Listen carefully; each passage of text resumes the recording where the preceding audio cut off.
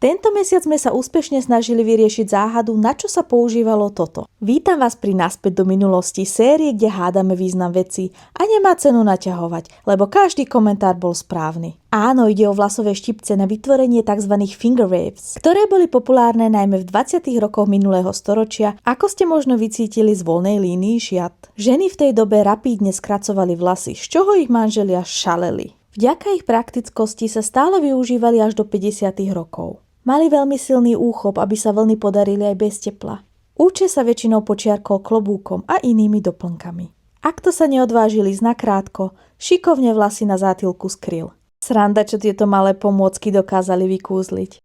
Keďže ste takí šikovní, trošku pritvrdíme. Dnešná záhada visí za mňou, ak to napíše "to je obraz", má samozrejme pravdu. Ide skôr o to, čo znamená, čo symbolizuje, lebo patrí do kategórie obrazov, ktoré viac menej vypadajú rovnako.